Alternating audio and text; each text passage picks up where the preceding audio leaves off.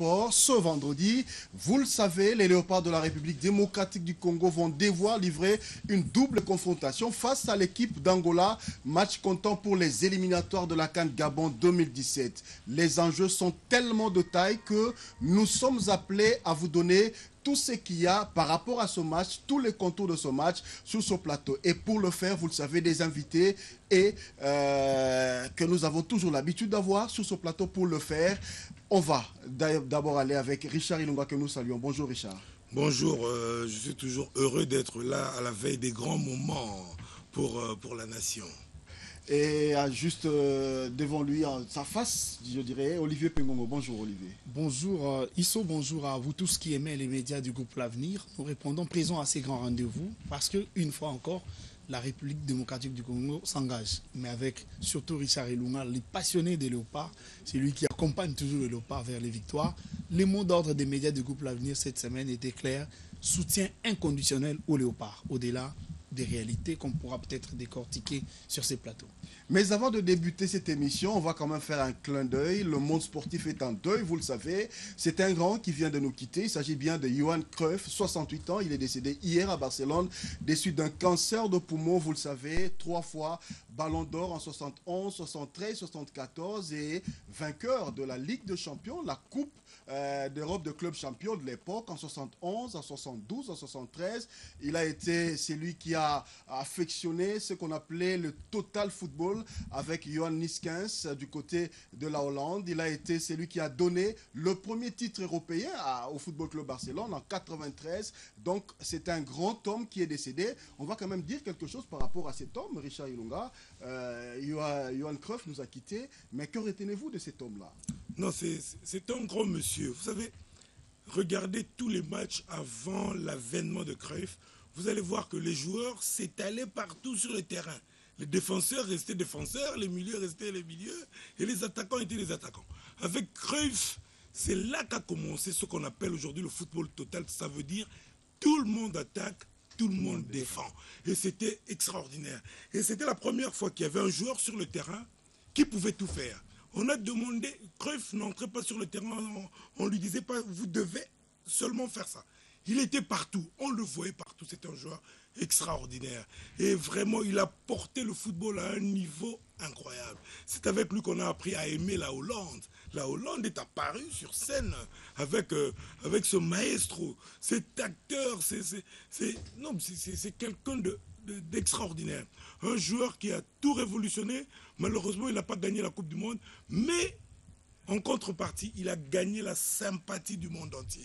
Aujourd'hui, après, il y a eu les Gullit, les Van Basten, tout le monde est sorti, tout le monde s'est tourné vers la Hollande, tout le monde a appris que Ajax existait, et pour un peu congoliser les choses, cette année-là, au Congo, on avait un très très grand joueur aussi, qui a imité Cruyff en prenant le numéro 14, voilà. Il s'appelle Adelar Mayala, que les Véclubiens appelaient Goudir. Mais c'est parce que, et je rappelle aussi, parce qu'ils vont croire que je ne parle que de Véclub, en ce moment-là, Daring portait vert, blanc, mais avec le vert au milieu, comme les barreuses d'Ajax d'Amsterdam. Donc c'était vraiment, ils avaient révolutionné, et c'était le football, et c'était l'amour, la passion, la façon de jouer, et c'est Cruyff qui a créé Barcelone. Le jeu de Barcelone que vous voyez aujourd'hui, c'est l'identité de Cruyff. C'est Cruyff et le professeur, celui qui a créé l'endroit où les Messi ont été formés. La Masia, en 79. C'est Cruyff. Donc c'est quelqu'un d'extraordinaire. Vraiment, le football perd un génie. Mais les génies doivent partir, mais la légende reste. Cruyff restera. La mort ne tue pas la légende, c'est ce qu'on a dit Olivier Pengongo. Oui, c'est vrai. Hein. J'ai beaucoup retenu de ces messieurs. Je me rappelle par exemple en 95, il perd 4-0 contre le Milan AC dans une finale de Ligue des Champions. Après les matchs, quand on lui met les micros, il dit c'était un très bon match. C'était un match plaisant. J'ai aimé le football. C'est lui qui a réussi à imposer son rythme, à gagner les matchs. Coup de chapeau. Alors que tout le monde s'attendait à ce qu'il critique ce joueur, pourquoi ils n'ont pas été si agressifs. Il a dit non, il n'y a pas eu un problème d'agressivité, il y a un problème de rythme seulement. Mes joueurs ne se sont pas adaptés au rythme. C'était un match très plaisant. Et pour lui, un match de football ne devait pas se terminer par 0-0. C'était anormal que l'on ferme le jeu. C'est un jeu, il faut rester ouvert, participer à plusieurs niveaux. c'est vrai qu'il n'a pas pris des Coupes du Monde, mais il en a quand même fait 2 finales de Coupe du Monde d'affilée. Malheureusement, le titre n'est pas venu pour les Hollandais, mais on va retenir les valeurs, surtout du côté de Barcelone. Les Barcelonais vont aujourd'hui écrire son nom dans lettres d'or de l'histoire de ces clubs parce que le jeu des Barça s'appelle Johan Cruyff. J'aurais préféré carrément qu'on change ce jeu-là, qu'on l'appelle ça Cruyff. Il a même un fils qui aujourd'hui voilà, perd son père, c'est Pep Guardiola, qui ne parle que de lui. Oui, vous avez les Pep, vous avez tous, même les Messi qui ont bénéficié de ces systèmes qui aujourd'hui donnent tout ce qu'un club peut gagner à Barcelone. Mais il a fallu prendre du temps pour que les jeunes gens venant de l'école apprennent à mettre ces jeux-là réellement sur un terrain de foot et empêcher à tous les adversaires. C'est un jeu qui vous prive à vous tous les ballons. Tu as cité un exemple de Guardiola, et Guardiola est le seul entraîneur, en tout cas sur le monde européen, capable de priver le Barça du jeu, de la possession de la balle. On a vu ça en 4 ans pratiquement en Coupe d'Europe. Il n'y a qu'un seul club. Et c'est surtout cet élève-là qui a beaucoup appris du système de Johan Cruyff, qui allait appliquer ça au niveau des Bayern, qui arrive en tout cas à conserver ces ballons. Donc ça veut dire que les autres écoles qui vont apprendre ces jeux-là dans le jour à venir, on aura un beau football. Ça sera plaisant de regarder des matchs où on va refuser de fermer, parce que ça doit d'abord, comme insistait Cruyff, rester un jeu, et dans le jeu, on ne ferme pas, on joue. On permet à ce que l'autre vous attaque, mais vous essayez toujours de marquer le but le plus. Il dit, si un match de foot se termine par 9-10 et que je gagne, moi j'ai mis le 10e but, ça me plaît. Le souci, ce n'est pas de fermer, mais c'est plutôt de gagner le match. Il joue la finale contre l'Allemagne, il perd 3-1, il dit à la fin, le monde a retenu quelque chose. Voilà. C'est pas parce que la Hollande a perdu, mais le football, c'est le football qui a remporté ce match. Voilà.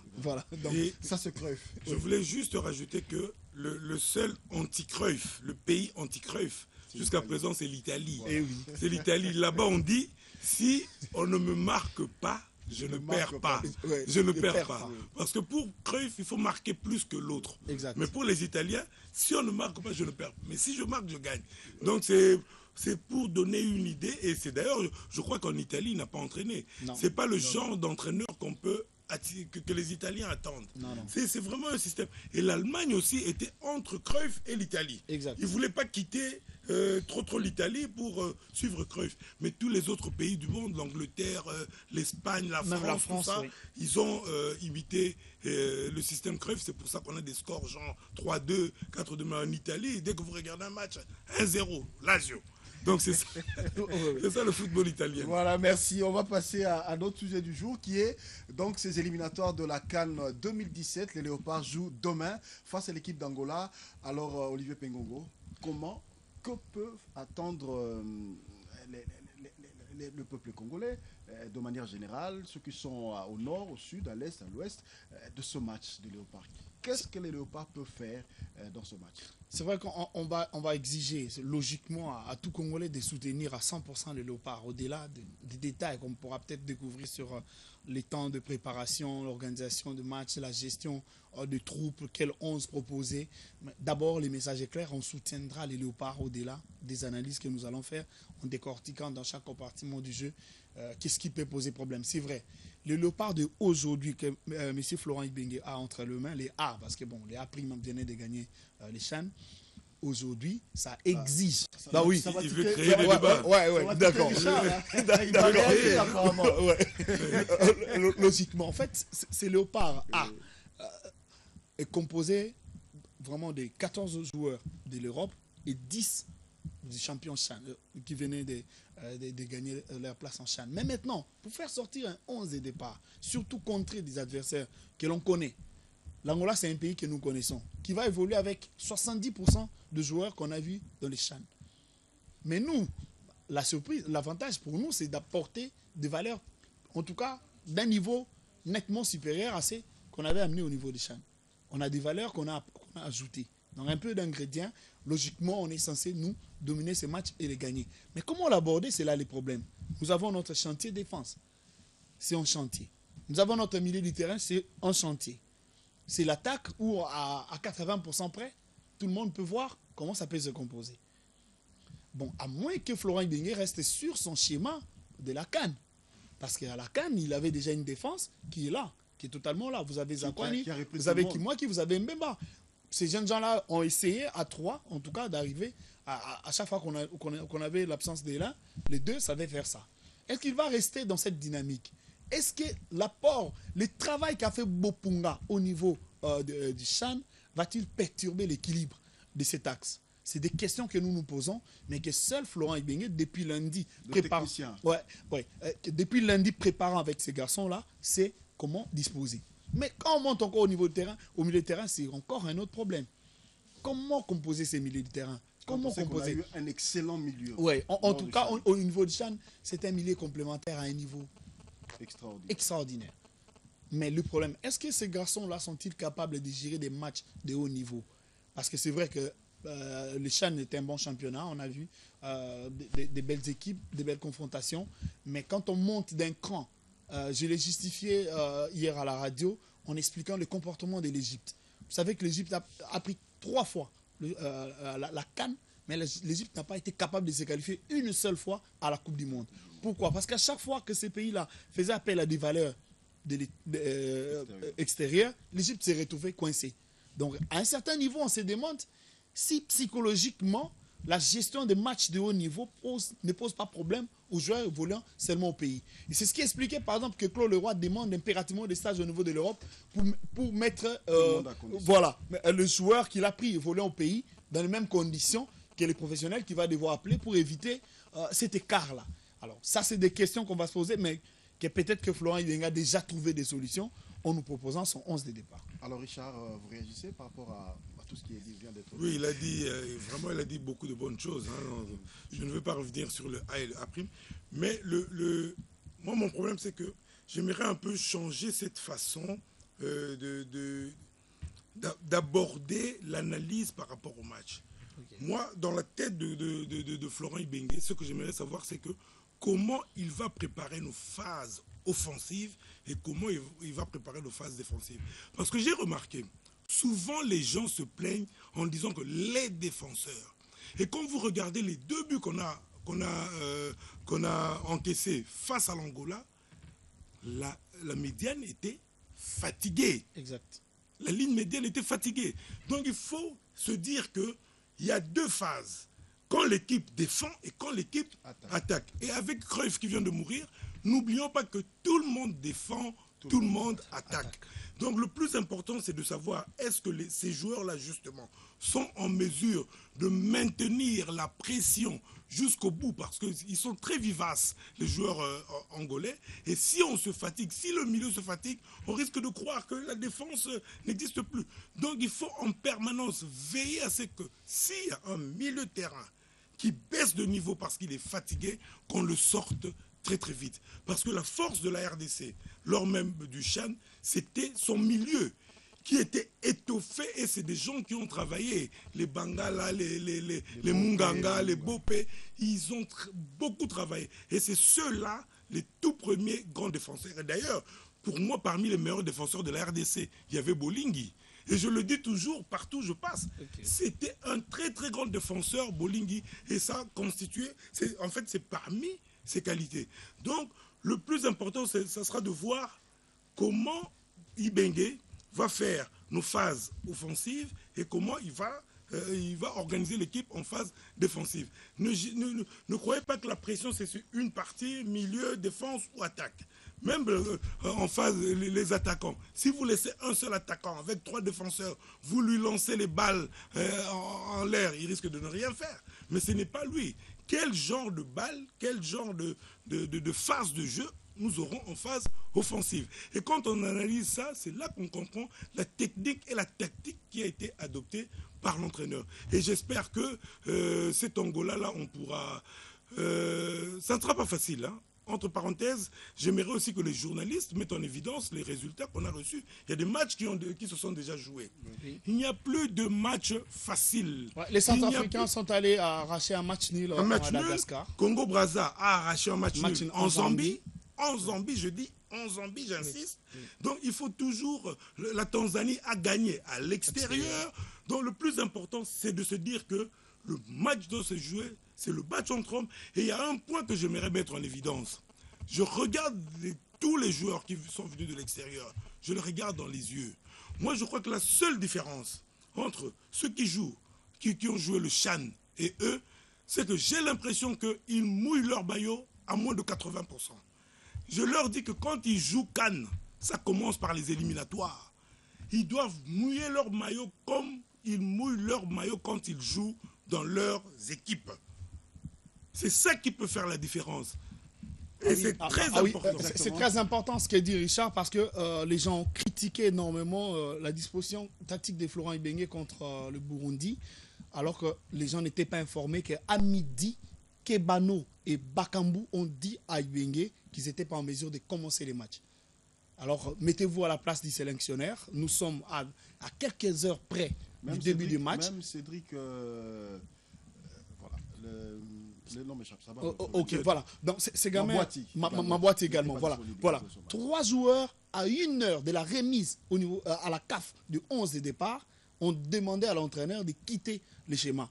Alors là, c'est vrai que le professionnel doit impérativement se mettre à la tête que si on le place dans le 11 de départ, ils doivent tout faire pour pas... Parce que curieusement, qu'est-ce qui s'est passé? 30 minutes après, Mabouati souffle Bakambu souffle à l'entraîneur, à l'oreille de l'entraîneur et lui dit « Maintenant, je suis prêt, vous pouvez me faire rentrer ». Vous savez, alors que déjà là, il avait perturbé le schéma. On n'a pas commencé par le choix qu'aurait voulu réellement apporter l'entraîneur sur le terrain. Parce que, en réalité, si on entre en profondeur, on se rend compte qu'il y avait Frousse où il a hésité. Il n'a pas cru en ses potentiels. Et ça a créé un problème à la nation. Parce que je pense que si Bakambu commençait à côté de Demersi Mbokani, beaucoup de ballons déviés dans les 30 premières minutes, on n'a pas pu les exploiter. Mais lui, à cet endroit-là, il est tellement précis dans les derniers gestes qu'on aurait peut-être pu marquer pendant ces instants-là. Aujourd'hui qu'il a pris confiance au niveau de Villarreal, avec tout ce qui s'est passé le week-end, est-ce qu'on peut s'attendre à ces grands joueurs-là? Oui, alors, impérativement, Bakambu a démontré. Et moi, j'ai aimé son tweet quand il tombe après 70 minutes. Il est fatigué parce qu'il venait d'accumuler en 10 jours 4 rencontres. Et dans les 4 rencontres, il a marqué 5 fois. Et alors, il était fatigué. Il a estimé dans son tweet que cap maintenant vers le Congo, vers Kinshasa, où il faut confirmer face à l'Angola. Donc en réalité, Bakambu aujourd'hui a pris confiance par rapport déjà à son tweet et à son niveau de jeu qu'il a produit contre le Barcelone, en ridiculisant pratiquement Piqué, l'image circule sur la toile. Et le pire, c'est que les socios de Barça demandent à ce que Bakambu puisse rejoindre l'FC Barcelone comme réserve de Luis Suarez. Et il y a 3 attaquants qui ont été cités, Gamero, entre autres, Bakambu aussi fait partie. Donc, à Kinshasa, comme lui-même il a dit, on attend de lui la confirmation qu'il mérite bel et bien sa place dans le 11 de départ des Léopards. Richard, vous avez fait allusion tout à l'heure à ce joueur qui doit mouiller le maillot, mais aujourd'hui on constate que de plus en plus, on commence à suivre des joueurs congolais dans les grands championnats au niveau de l'Europe. Oui, c'est ça. En fait, c'est ça le vrai problème. C'est ça qu'ils doivent comprendre. En fait, souvent, les gens, ils n'aiment pas, ils aiment récolter les fruits, mais quand il faut s'aimer, c'est là que se pose souvent le problème. Mais ils doivent se rendre compte que, pas à pas, ils sont en train d'aller vers la CAN de Gabon 2017 et il y aura aussi le match pour la Coupe du Monde 2018. Et je vous assure que le Congo est redevenu ce qu'il doit être en Afrique. Et d'ailleurs, un joueur peut quitter un pays, même le Cameroun, pour venir jouer au Congo, parce qu'il sait que les projecteurs du football mondial commencent à se tourner vers ce pays. Et nous sommes aussi fiers de ces Congolais-là qui sont en train de jouer à l'étranger parce qu'ils rayonnent. Et le rayonnement, ce n'est pas un rayonnement caché par rapport à la République démocratique du Congo. Non seulement ils rayonnent, ils disent, ils le montrent, ils le crient. On est Congolais. Sur leur tweet, c'est la RDC et leur équipe. Et c'est extraordinaire. Des joueurs comme les Bolassi, les Mbokani, tous les joueurs. Et ce qui est extraordinaire, ça c'est une très grande nouveauté. Je vous assure que chaque fois qu'un joueur qui joue à l'extérieur n'est pas retenu sur la liste, il est triste. Oui. Il est triste, il se plaint. Et c'est extraordinaire. Ça veut dire que le pays existe, l'engouement est là. Pour le football, je crois que le Congo est en train de monter en puissance. On est premier au CHAN, on sera premier à la CAN, on ira à la Coupe du Monde. On a été troisième à la CAN. On ira à la Coupe du Monde, c'est ça que l'on veut. On sera premier. CAN, Gabon, là, on va encore ramener ça. À la maison. Mais c'est ça le Congo. Mais le Congo en Afrique en termes de football, qu'est-ce que vous voulez qu'on dise? On va pour être premier. C'est vrai qu'on peut être deuxième ou troisième, mais on ne peut pas, on dit le Congo a été éliminé. Non. Pendant les éliminatoires, la RDC sort. Non. Et qui sort la RDC, Centrafrique ou Angola? Non, entre nous, il y a des trucs qu'on ne doit pas accepter. Et c'est ça le discours qu'il faut avoir par rapport à ces jeunes-là qui sont en train de venir, de vivre. C'est toute une nation. Ce n'est pas 70 millions. Ils ont remarqué que même chez eux, là où ils vivent, quand ils ne veulent pas venir ici, ils regardent, ils vont sur les réseaux sociaux. Les gens ne supportent plus de les voir jouer pour d'autres pays. C'est-à-dire cet amour du Congo, c'est plus que les 70 millions.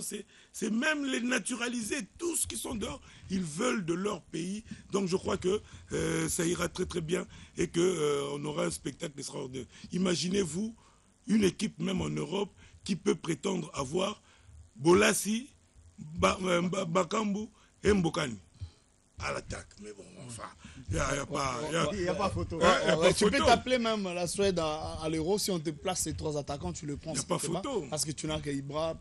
Quand il n'est pas là, vous n'êtes pas en mesure. Donc c'est vrai. C'est des potentiels sûrs. Mais il y a quand même un regret, c'est de ne pas avoir les capitaines, Mulumbu, qui a beaucoup contribué à côté de Florent Ibenge dans les rappels de troupes, surtout de joueurs évoluant à l'étranger.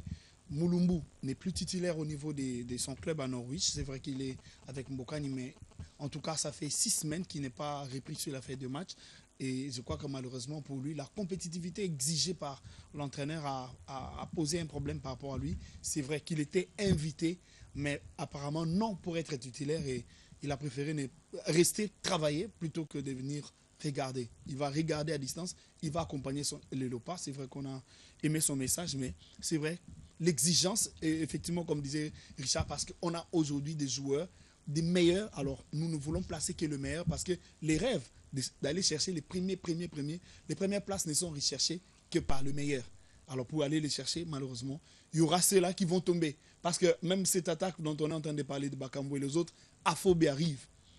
À Bournemouf, voilà. Et les Poku Bolingui. Et ça veut dire qu'à chaque 3 mois, il y a des valeurs.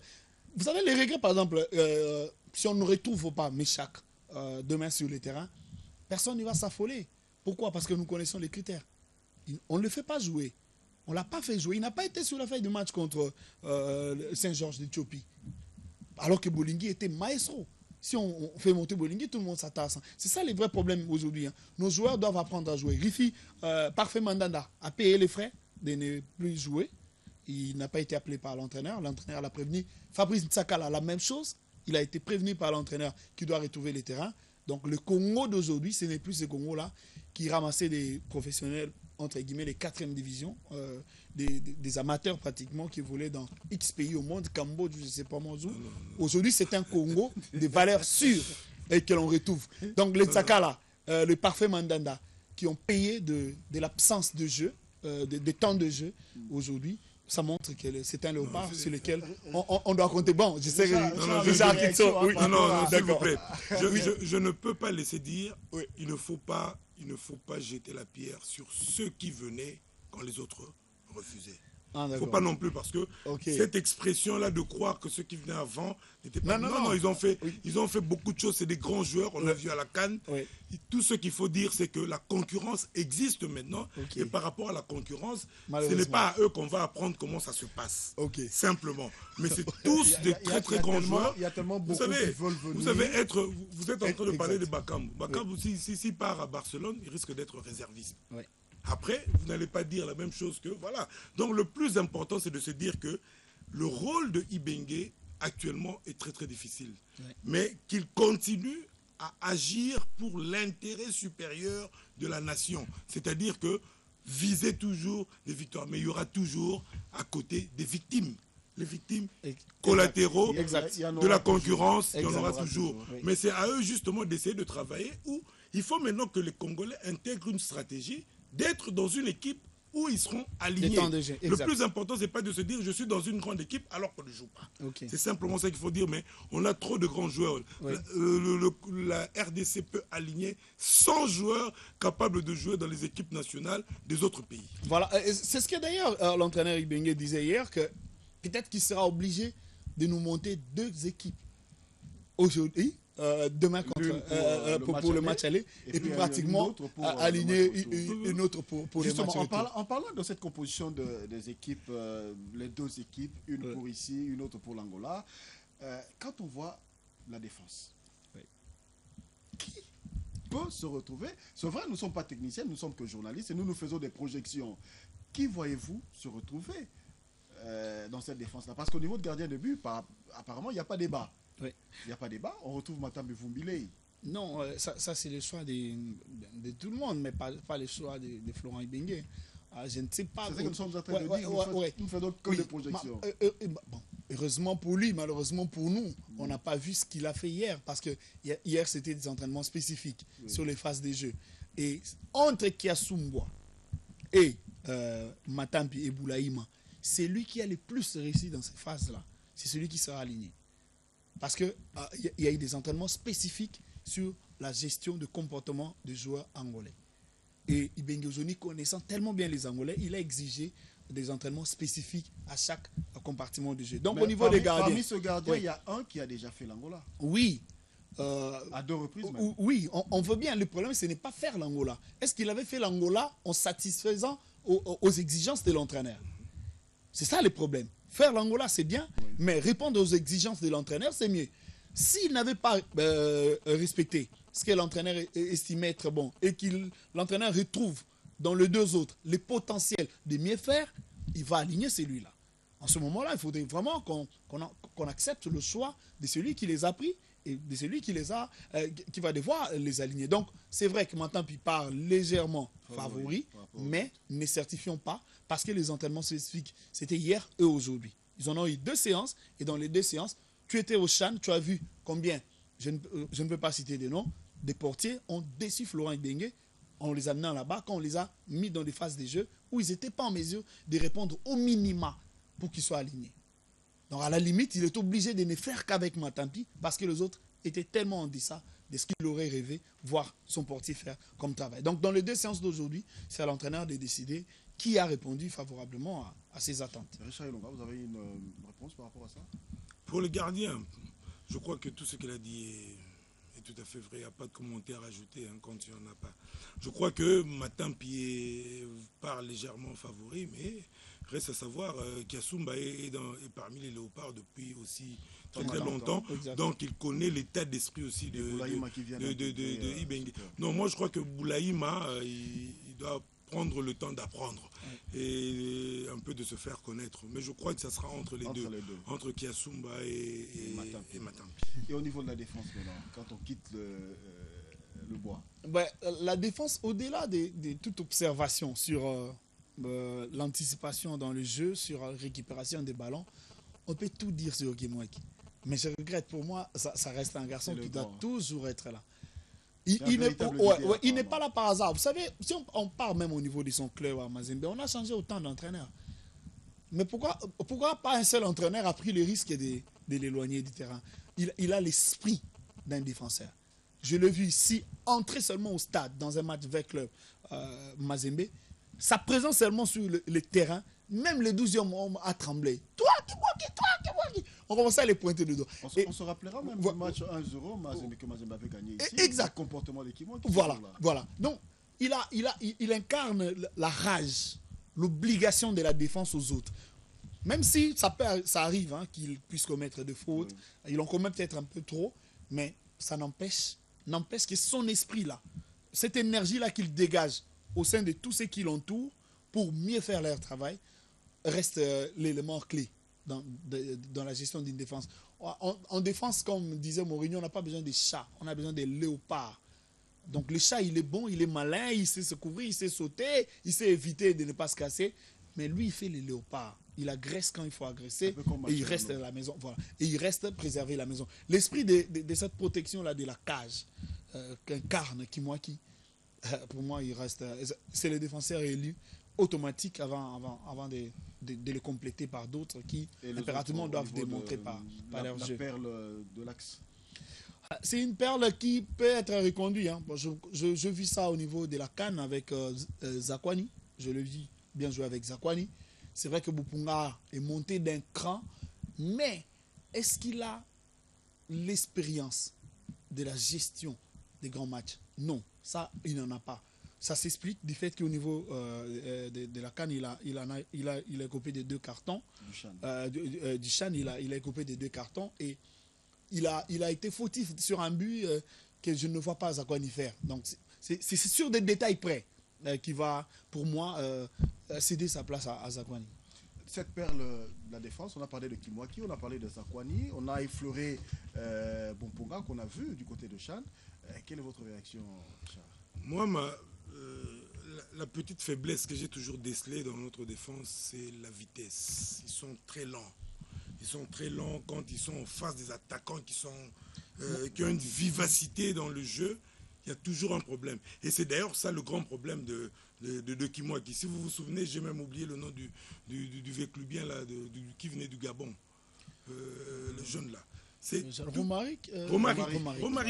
En fait, quand vous êtes vivace face à Kimwaki, c'est toujours un problème. Alors j'aime toujours qu'on complète Kimwaki par quelqu'un qui sait coller les attaquants. C'est d'ailleurs pour ça que la paire avec Bopunga au Chan a été bon, parce que Bopunga essayait plutôt d'être tout près de ces attaquants-là. Mais bon, de toutes les façons, le plus important dans une équipe, c'est qu'il faut savoir se compléter par rapport aux faiblesses et il faut savoir les anéantir par rapport aux joueurs qui sont dans le jeu. C'est pour ça que le milieu de terrain, les milieux défensifs, notamment, je ne sais pas s'il mettra les Bangala et les justement, leur rôle devrait être justement d'empêcher ces attaquants-là d'arriver. Parce que les 2 buts qu'on a encaissés, je reviens encore sur ces 2 buts-là.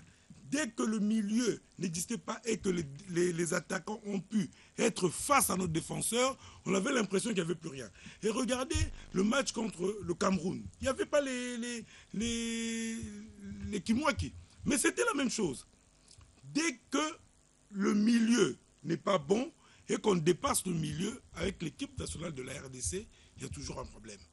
Avec les défenseurs. Il y a toujours un problème. Donc il faut vraiment qu'on resserre. Je crois que c'est d'ailleurs pour ça que quand vous regardez les classements actuels de Ibenge, il essaie toujours de resserrer au milieu pour empêcher cette faiblesse. Voilà, avec des milieux défensifs. Et il le fait même dans son équipe. De V-Club. De V-Club. Machapa, là, il a joué au milieu. Machapa avec Munganga. Avec Munganga. Ils ont joué pour ça, pour essayer de fermer. Il ne faut pas permettre aux gens de venir vite face aux défenseurs, c'est toujours un danger. Vous ne savez plus quoi faire, où aller. Et on risque parfois de dire, celui qui était là, je ne sais pas, c'est Loumani, Saou, Baometo. Non, c'est le fait de laisser passer les attaquants entre la défense et le milieu facilement. Et quand ils sont là facilement face à notre défense, il faudrait absolument qu'on resserre au milieu. Alors aujourd'hui, il y a une grande discussion dans presque tous les salons.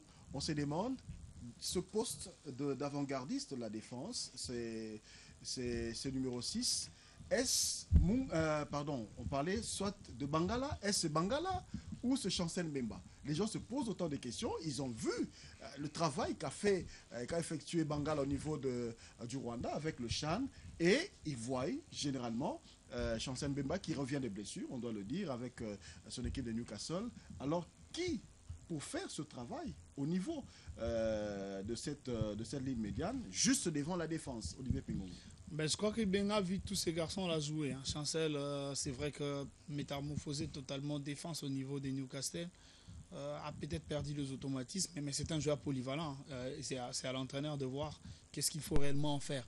Il reste très intéressant parce qu'il a beaucoup de temps de jeu au niveau de l'Angleterre. Il ne nous faisait que des 90 minutes dans chaque match, ce qui est très rare pour nos joueurs à ce niveau-là. On en a très peu. Il n'y a que lui et Boulassier qui, au niveau de l'Angleterre, arrivent à nous faire 90 minutes dans chaque match et on sait les voir apporter leur travail au niveau de leur équipe.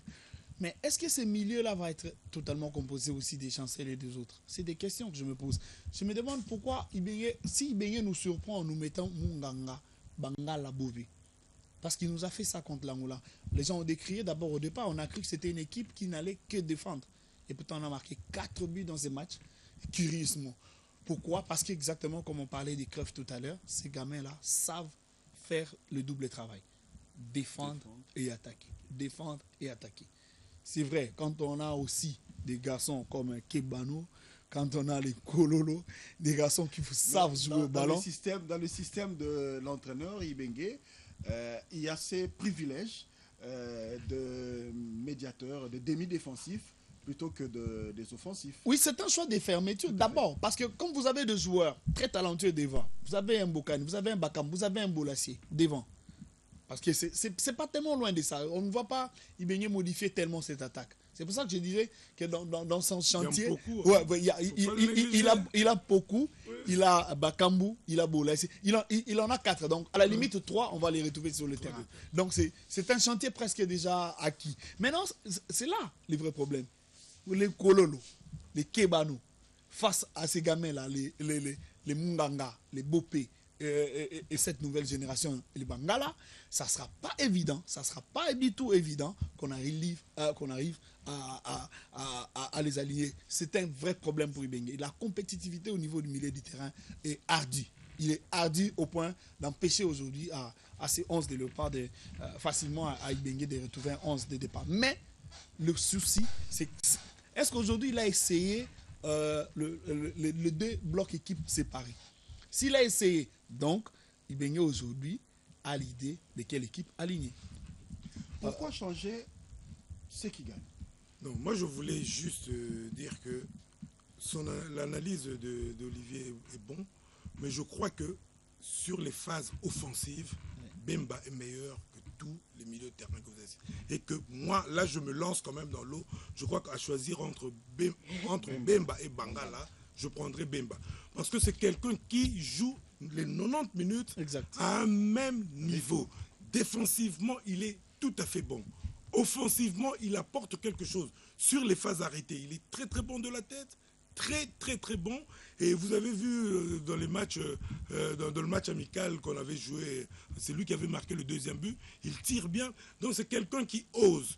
Moi je crois que de ce côté-là, on retrouvera Bemba, mais avec qui tout autour de lui, je ne sais pas dire, mais je suis moi presque sûr.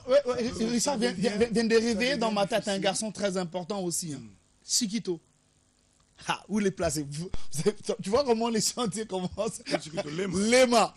Lema qui continue. Hein. En tout cas, il est puissant même à l'extérieur. Il continue. On a vu, sur les 5 buts qu'il nous a envoyés, 3 sont de plus de 40 mètres. Donc, il a retrouvé de la puissance et de l'envie d'aller finir les gestes. Mais la faiblesse de Lema, c'est défensif. C'est défensif. Okay. La faiblesse de Lema est défensive. Voilà, on va évoluer. En fait, c'est ça le on vient d'être rejoint sur ce plateau par Miguel, qui lui... habite à Luanda, c'est un Congolais qui est là-bas, il est manager. Alors voilà, vous nous avez déjà trouvé en train de débattre de ce match qui va avoir lieu demain entre la RDC et l'Angola, comptant pour les éliminatoires de la CAN 2017. Alors Miguel, tu viens fraîchement de l'Angola. Dites-nous comment les Angolais voient ce match, parce que tu as dit. En faisant allusion bien sûr à ce qui s'était passé lors du dernier CHAN, où ils ont été battus largement 4 buts à 2. Ah, mais je trouve un peu très confiant, hein, donc quand je vois la ferveur qu'il y a sur le plateau. Non, un match n'est pas l'autre. Je pense que ça a été oublié, c'est fini, le CHAN est terminé. Là, c'est un autre, c'est autre chose, c'est un autre morceau. Mais ce qui est bien, c'est j'ai l'impression d'être dans le jeu manager ici. On est en train de faire le match, de penser pour le coach et tout ça. Mais c'est bien parce que vous avez l'équipe pour ça, donc vous avez les joueurs pour ça, vous avez la chance d'avoir une génération pareille. Donc faire peur à l'Angola, je pense pas, parce que c'est un match que tout le monde aimerait jouer. Mais vous avez vraiment de la chance d'avoir les Bolassi, les Bemba, qui jouent 90 minutes à Newcastle. C'est pas chose donnée à tout le monde. Donc il a bien fait son apprentissage et maintenant il est vraiment bien implanté à Newcastle. Donc c'est pas donné à tout le monde. Bolassi qui est en forme. Mbokani qui joue, qui commence vraiment à bien jouer. le jeune oui, exactement. Donc, on parle plus de Bakambu que de Mbokani en Angola. Ouais. Donc, la crainte, je ne pense pas que l'Angola, de toute façon, il faut le jouer ce match. Donc, on ne sait pas l'éviter. Donc, il faut le jouer et voilà. Donc, ils sont... RTG Award, mieux qu'une chaîne, un monde.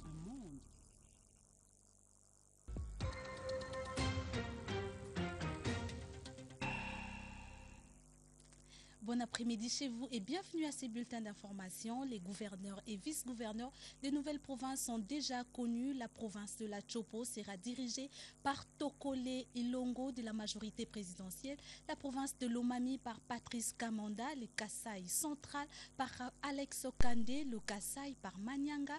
Les Bazouélé par Armand Kasumbu de l'opposition. Le Lualaba par Richard Mouyège. Célestin Mbouyou emporte au Haut Lomami. D'autres résultats, vous les aurez dans nos prochaines éditions, signalant que les résultats officiels seront rendus publics le soir par la Commission électorale nationale indépendante au cours d'une soirée électorale prévue au siège de la centrale électorale. L'informatisation de l'administration publique était au centre de la réunion du conseil de pilotage présidé par le vice-premier ministre, ministre de Pétantique, Thomas Louaka. Il ressort de cette réunion la mise en place d'un programme qui déterminera son effectivité. Suivez. Les grandes étapes de cette feuille de route, il y a d'abord la mise en place des organes ad hoc pour piloter cette informatisation des services publics.